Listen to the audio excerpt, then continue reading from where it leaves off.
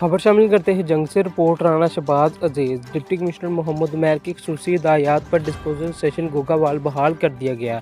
बिजली का कनेक्शन ना होने से डिस्पोजल स्टेशन अरसा से फंक्शन नहीं था। डिस्पोजल स्टेशन के फंक्शन होने से कच्चा रेलवे रोड, पक्का रेलवे रोड, बस्ती अब्दुल्लापुर व दीगर मुहल्का इलाके से सीवरेज का मसाइल अजाला होगा।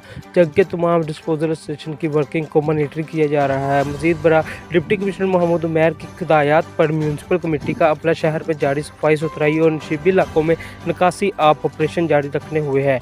डिप्टी कमिश्नर के अहकाम जारी किए, तमाम अमला ड्यूटी पर अलर्ट रहे। नशीबी इलाकों से जमा शुदा पानी की निकासी को मुमकिन बनाया जाए। डिस्पोजल स्टेशन पर बिजली बंद होने पर जनरेटर को स्टैंड बाई रखा जाए। शहरियों की शिकायत के फौरी इजाला के लिए MC की तरफ से तेज़ रफ्तार इक़दाम जारी रहे।